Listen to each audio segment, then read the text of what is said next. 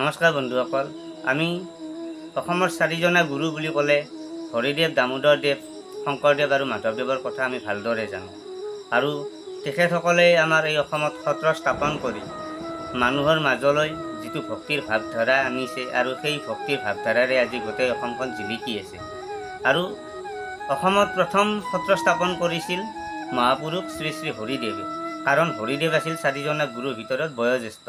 আৰু তেখেতে প্ৰায় 16 বছৰ বয়সতে লখিমপুৰৰ নাৰায়ণপুৰৰ পৰা আহি বৰপেটাৰ বহৰী গাঁৱত তেখেতে স্থায়ী হিচাপে থাকিবলৈ লয় আৰু তাতে তেখেতে 1453 খ্ৰীষ্টাব্দত এখন সত্ৰ স্থাপন কৰিছিল। আৰু তেতিয়া এই অসমত কোনো সত্ৰ বুলি কোনো কথা নাছিল আৰু তেখেতেই প্ৰথম সত্ৰ আৰম্ভণি কৰিছিল কাৰণে সেই সত্ৰখনৰ নাম আদি সত্ৰ বুলিও জনা যায়।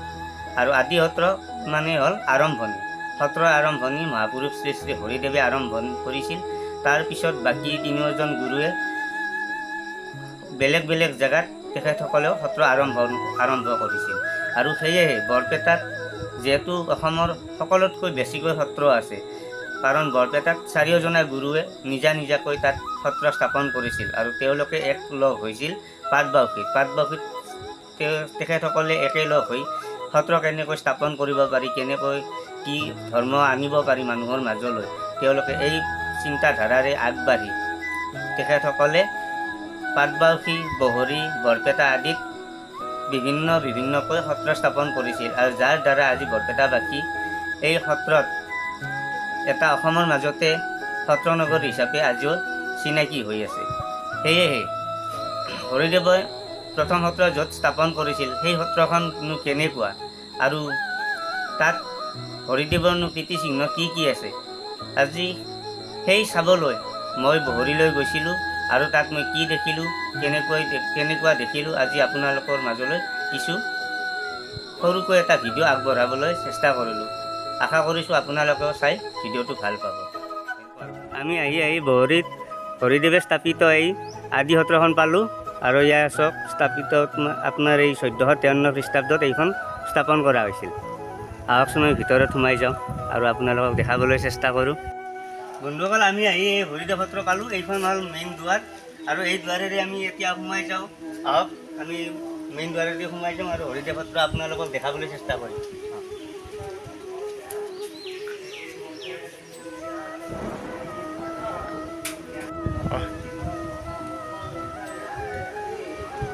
এয়া বহৰী সত্ৰ। আজি মই প্ৰথম আহিলোঁ আৰু আপোনালোককো দেখাবলৈ চেষ্টা কৰিম। আৰু এইখন হৰিদেৱে প্ৰথম স্থাপন কৰিছিল চাৰিজনা গুৰুৰ ভিতৰত তেখেতে প্ৰথম স্থাপন কৰিছিল আৰু তেখেতে আছিল আটাইকেইজন গুৰুৰ ভিতৰত জ্যেষ্ঠ গুৰু, অৰ্থাৎ তেখেতৰ বয়স অইন গুৰুকেইজনত কৰি তেখেতৰ বয়স আছিল। তেখেতৰ বয়স যিহেতু তেখেতে জ্যেষ্ঠ আছিল, প্ৰথমতে তেখেতে এই সত্ৰ স্থাপন কৰিছিল আৰু এইখনৰ নামেই হ'ল আদি সত্ৰ। আৰু আমাৰ এই সত্ৰখন বৰপেটা জিলাৰ বহৰী গাঁৱত অৱস্থিত। আজি এই সত্ৰখনলৈ আহিলোঁ, মোৰো ভাল লাগিল, আশা কৰোঁ আপোনালোকৰো ভাল লাগিব। এনেকুৱা সত্ৰবোৰ দেখাই থাকিব বা আমি চাই থাকিব পাৰিলে আমিও সৌভাগ্য, নিজকে এজন হিন্দু মানুহ হিচাপে নিজকে গৌৰৱ অনুভৱ কৰোঁ। আপোনালোককো এই সত্ৰখন দেখাবলৈ চেষ্টা কৰিম।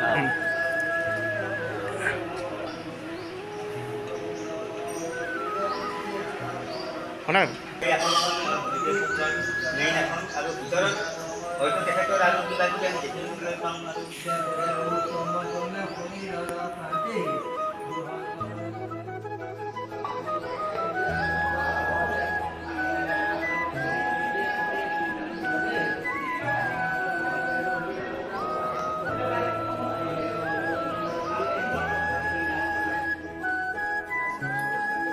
579 বছৰ এই চাকি গছি শ্ৰী শ্ৰী হৰিদেৱে নিজ হাতেৰে এইখন চাকি তেখেতে জ্বলাইছিল আৰু আজিলৈকে এই ৰাইজখনে, এই সমাজখনে এই চাকি গছি এতিয়ালৈকে সেই দিনৰ পৰা জ্বলাই ৰাখিছে। কেতিয়াও এই চাকি গছি নুমাবলৈ দিয়া নাই।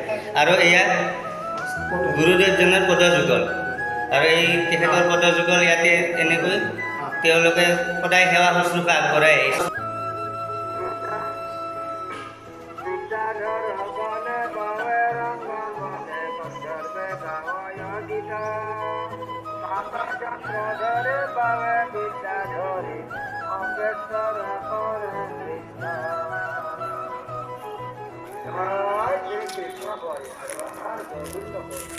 আৰু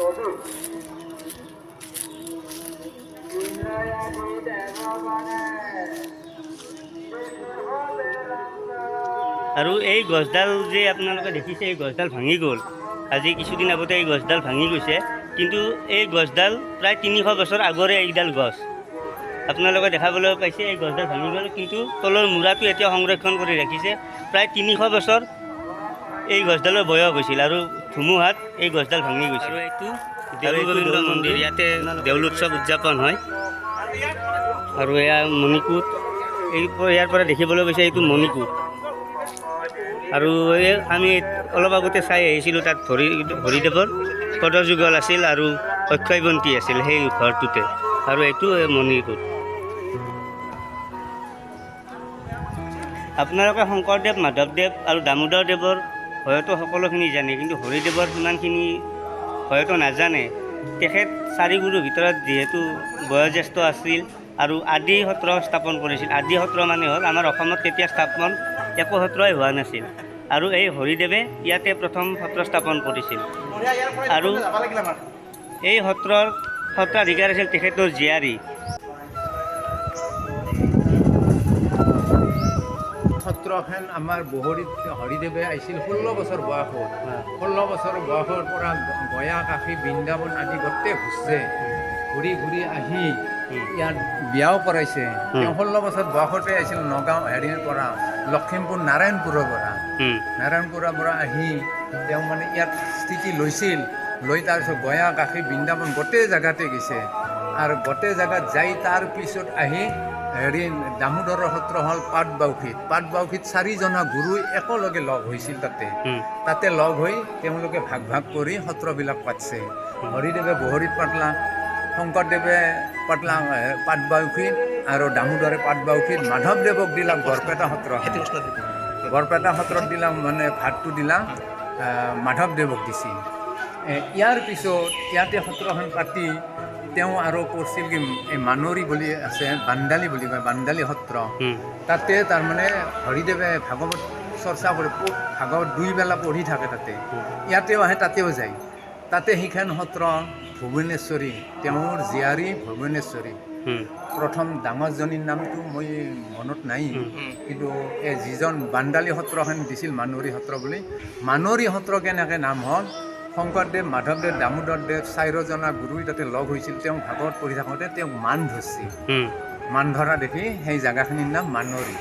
সেই জেগাখিনি নদী ব্ৰহ্মপুত্ৰই ভাঙি নিছে। ভাঙি নিয়াৰ পিছত আমাৰ বটপেলাত, তাতে তাৰমানে বান্দালী সত্ৰত গোসাঁই মানুহ আছিল, ব্ৰাহ্মণ মানুহ আছিল, বড়ো মানুহ আছিল, আমাৰ মানুহ আছিল। সেই জেগাখিনিত তেতিয়া মুছলিম মানুহ নাছিল। মুছলিম মানুহ নহওঁতে সত্ৰ পাতিছিল হৰিদেৱে। সেই সত্ৰৰ ভাৰখিনি দিলা তেওঁৰ ছোৱালীজনী ভুৱনেশ্বৰী। যেতিয়া নদী ভাঙি নিলা, নদী ভাঙাত এই সত্ৰখন বটতলাত লৈ গ'ল। এই তাৰে যি গোসাঁই মানুহ আছিল বসতি কৰি, তেওঁ গ'ল ৰামপুৰত যাওঁতে সেইভাগে মানে তেওঁৰো বিয়া হৈছিল, মানে হেৰিত বটতলাত